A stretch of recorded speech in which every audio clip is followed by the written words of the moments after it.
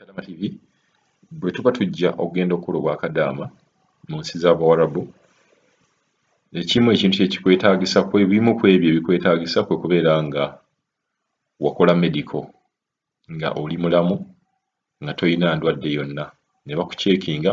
Mumanyi medical eyo bakadaama gye bayitamu ne babaceekinga buli kalwadde konna.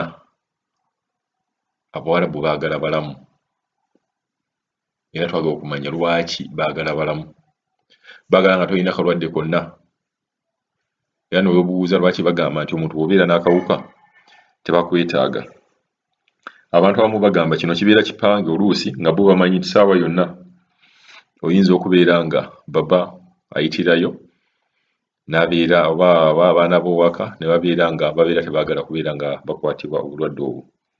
Kaddaama ono ajja olwaleero ye enkola ye ya njawulo era naye alina ky'asaba.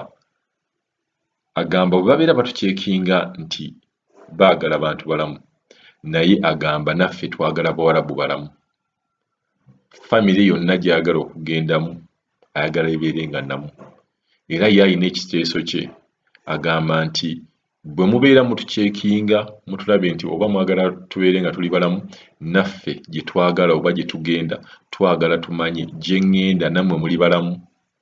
Lwaki muceekinga nze nzekka? Nange njagala mmanye baba, abaana b'owaka, mama, obulamu bwammwe buyimiridde butya? Agamba naye ayagala ebbaluwa eraga buli kimu ekibakwatako ky'aliteesezza n'ategeera obulamu bwabwe buli butya. Twabaleeterawo Kaddaama awo yagamba nti baamutwala mu nnyumba ne babeera nga baamutwala ne bamugamba agenda kulabirira omwana, naye omwana oyo nga muguwa ddalu. Era ojjukira Kaddaama oyo bwe yagenda mu nnyumba eyo nga omwana oyo yalinga amukozesa, yali omuguwa eddalu, naye nga bateekawo awo empeke za family planning. Nga famire ekimanyi yonna nti amukozesa, nga bateekawo n'empeke za family planning nga tebamukkiriza na kufuluma mu nnyumba eyo. So bakugamba nti no tugenda ogenda kukola mu famire y'abantu 7, osangayo abantu, oyinza n'okusanga famire ng'erimu abantu 20-23 n'okugenda waggulu. Ne bagamba nti abantu be tugenda okukolamu, ne batakunnyonnyola details abantu b'ogenda okukolamu bakikula ki. Kuba nze bw'onzija eno ngamba ogenda kulabirira omwana, omutwe gwe nga tegukola bulungi, nve eno nga nkimanyi. Naye bwe ntuuka eri kiyinza okubeera nga kikangabwa gye ndi, ne bwe naalibadde ngenda kisobola, naye enyiike gye mbeera nayo nti munnimbye esobola okunnemesa omulimu.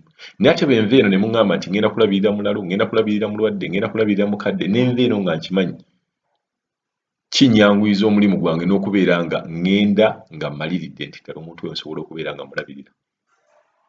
Katuwulize Kaddaama ono ye agamba nti bwe mubeera mutusaba medical, naffe Abawarabu twagala medical yaabwe. Alonya buli Kadama TV. Kulamusizza nnyo ssebo Mr. Kadama TV. Bannange nina kyenteesa ekinnumya omutima, ne kinnumiza nno ddala omutima. Abantu bano bwe tuba tujja batukebeza buli ndwadde nga tuyingira mu famire yaabwe. Naye lwaki bo tebabakebera? Bo balamu. Ffe nga bwe batukebera nabo bandibakebedde, naffe ne tumanya famire gye tugendamu nnamu. Bonna famire bonna ne babakebera. Abantu bano balina agalwadde ge bayinza ffe ate okutukwasa, kuba bo tebabakebera. Ekyo kyensaba gavumenti ekitunulemu. Nabo babakebere, babateekeko akakwakkulizo. Olabe nti famire gyenkolera nnamu bw'eba ndwadde nga togendayo. Okiraba? Naye ffe ne batumalako emirembe ne batukebera. Kumbe ne gu famire gwe bagenda okusuulamu gulimu abalwadde. Eno siriimu gy'ali Mr. Kadama TV. Eno waliyo siriimu gy'ali n'ebirwadde ebirala. Kati gavumenti, kampani zanditunuddemu ekyo ekintu, nabo ne bakeberwa, naffe ne tumanya nti famire gye tugendamu nnamu.